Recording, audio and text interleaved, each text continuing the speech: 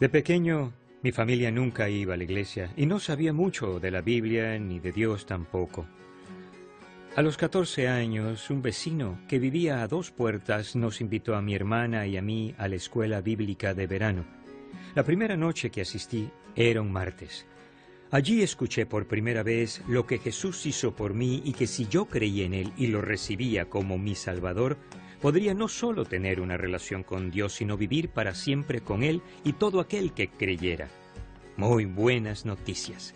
Regresé el miércoles para asegurarme de que había escuchado bien el mensaje. La segunda noche, el mismo mensaje. Regresé a casa y me arrodillé en mi cama para decir una oración de arrepentimiento y recibir a Cristo. Al terminar, no supe si mi oración funcionó.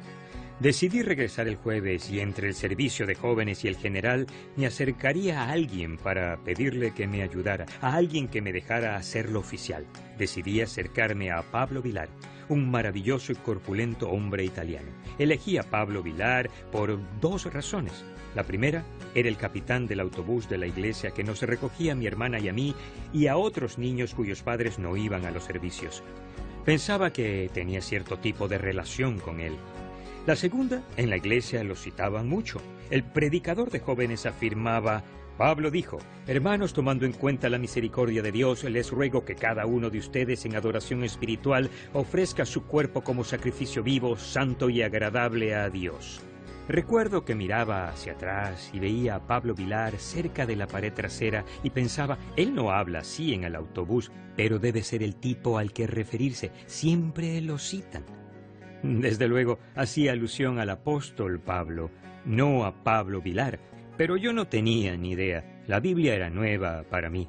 Quizás te sientas del mismo modo ahora, o al menos recuerdas cuando te sucedía lo mismo. Esto nos lleva a la siguiente pregunta clave. ¿Cómo estudio la palabra de Dios?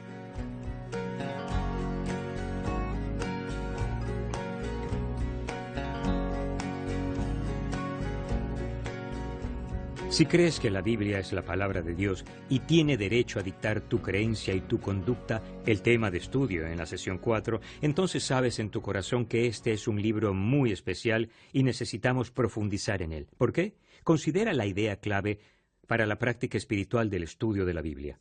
Estudio la Biblia a fin de conocer a Dios y su verdad y encontrar dirección para mi vida cotidiana. Estos 3 propósitos son críticos, ¿de acuerdo? Conocer a Dios, conocer la verdad, encontrar dirección para mi vida diaria.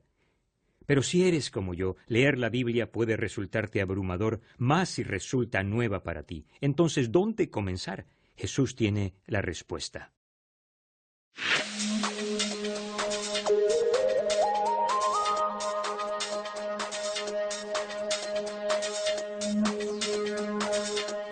Jesús con frecuencia atraía a inmensas multitudes de todos los lugares para oírle enseñar. Un día, él estaba sentado junto a un lago, y la multitud que lo rodeaba era tan grande que se subió a una barca y se sentó frente a todas las personas que se encontraban en la orilla. Como hacía a menudo, le enseñó a la multitud mediante una parábola, una historia corta que contenía una metáfora de lo que deseaba que ellos entendieran. Muchas personas en aquella época eran agricultores, de modo que Jesús usó una historia con la que ellos se identificaran rápidamente. Un sembrador salió a sembrar. Mientras iba esparciendo la semilla, una parte cayó junto al camino, y llegaron los pájaros, y se la comieron. Otra parte cayó en terreno pedregoso, sin mucha tierra. Esa semilla brotó pronto, porque la tierra no era profunda. Pero cuando salió el sol, las plantas se marchitaron y, por no tener raíz, se secaron. Otra parte de la semilla cayó entre espinos que, al crecer, la ahogaron. Pero las otras semillas cayeron en buen terreno, en el que se dio una cosecha que rindió 30, 60 y hasta 100 veces más de lo que se había sembrado. Algunos de los discípulos le preguntaron a Jesús por qué él había contado esa historia, de modo que él les explicó: cuando alguien oye la palabra acerca del reino y no la entiende, viene el maligno y arrebata lo que se sembró en su corazón. Esta es la semilla sembrada junto al camino. El que recibió la semilla que cayó en terreno pedregoso es el que oye la palabra e inmediatamente la recibe con alegría, pero como no tiene raíz, dura poco tiempo. Cuando surgen problemas o persecución a causa de la palabra, enseguida se aparta de ella. El que recibió la semilla que cayó entre espinos es el que oye la palabra, pero las preocupaciones de esta vida y el engaño de las riquezas la ahogan, de modo que ésta no llega a dar fruto. Pero el que recibió la semilla que cayó en buen terreno es el que oye la palabra y la entiende. Este sí produce una cosecha al 30, al 60 y hasta el 100 por uno.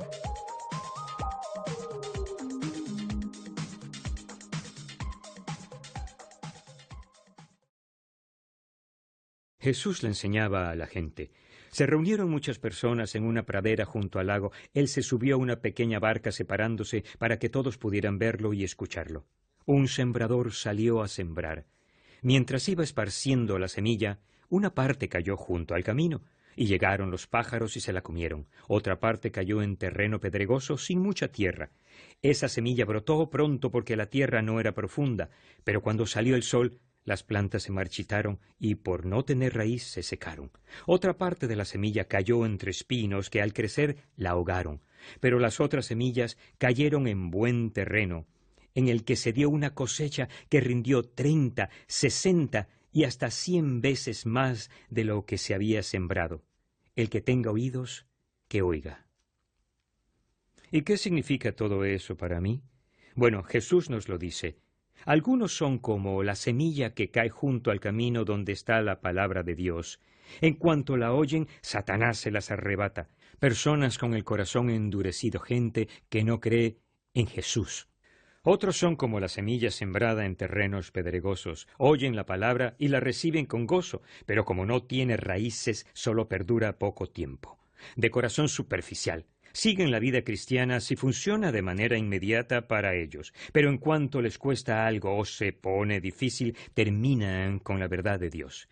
Buscan soluciones rápidas y no tienen tiempo para dejar que la palabra de Dios eche raíces en su corazón. Otros son como cuando la semilla está entre los espinos. Oyen la palabra, pero los afanes de la vida, lo engañoso de la riqueza y los deseos de otras cosas ahogan la palabra y se hace infructuosa. Tienen el corazón dividido y permiten las malas hierbas incompatibles con el crecimiento de la verdad de Dios.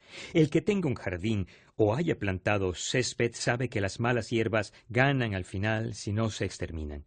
También están las semillas que están sembradas en buena tierra. Oyen la palabra, la aceptan, permiten que eche raíces y dé una cosecha, a veces 30, 60 y hasta 100 veces lo sembrado. Personas con un corazón tierno delante de Dios creen y desean que las semillas de la verdad sean plantadas para producir crecimiento en su vida. La diferencia en estos resultados no estaba en la semilla, sino en la tierra en la cual ésta cayó.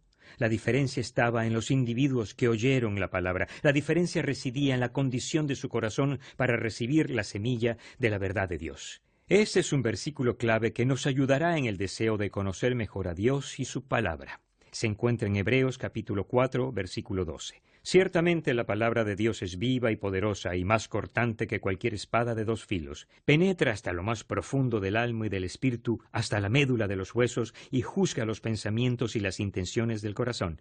La Biblia llega profundamente si el corazón está dispuesto a recibirla. Al llegar hondo, produce cambios en nosotros de adentro hacia afuera que son simplemente hermosos.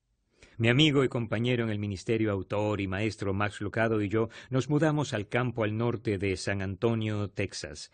En el estreno de la casa, Roxanne y yo compramos semillas de flores silvestres para que los Lucado las plantaran en su jardín. También compramos algunas para nosotros. Así que en otoño nos dispusimos a planear una fiesta de plantación de flores silvestres. Paso 1. Max y yo usamos rastrillos para remover la tierra poniéndola suave. Paso 2. Roxanne y Denalín echan la semilla de las flores sobre la tierra y la pisonan suavemente para asegurarla. Paso 3. Regamos la tierra. Sinceramente no teníamos casi ninguna expectativa de que fuera a brotar alguna flor. Nuestro fuerte es la escritura y la enseñanza, no la horticultura. Un día cuando llegó la primavera salí al patio del frente y para mi sorpresa esto fue lo que encontré. Me apresuré a la casa de los Lucado y ¿sabes qué? Encontré otro hermoso jardín de esas flores silvestres. Dios quiere producir flores silvestres en tu vida. Su palabra, su verdad, puede lograr eso entrando profundamente en tu alma y tu espíritu, pero a fin de que se arraigue, la condición de tu corazón para recibirla debe ser la correcta, suave y tierno delante de Dios.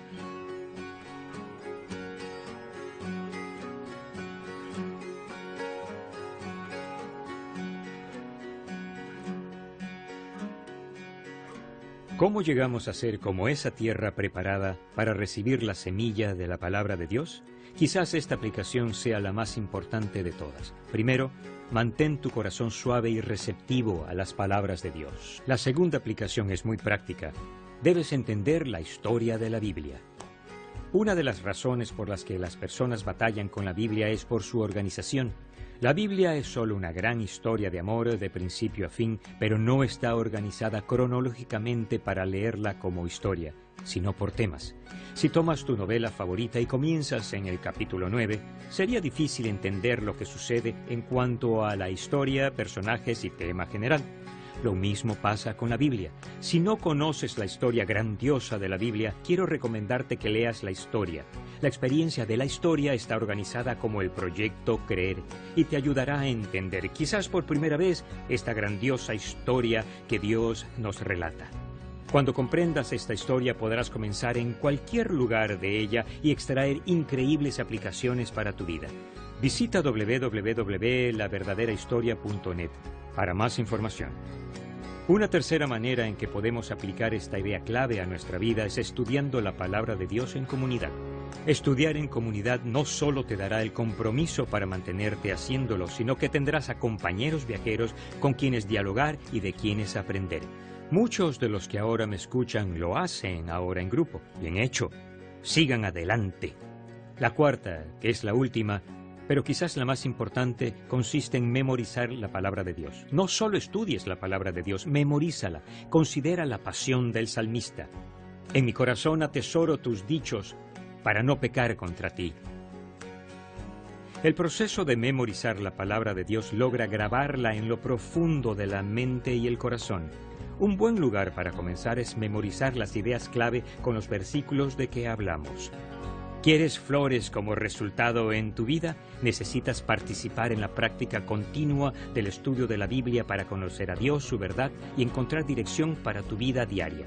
Ahora quizás no percibas la diferencia entre Pablo Vilar y el apóstol Pablo. Está bien, solo sumérgete en la Biblia con un corazón tierno y planea participar en un buen grupo con otros compañeros. Y ya pronto la palabra de Dios echará raíces día a día y tendrás flores.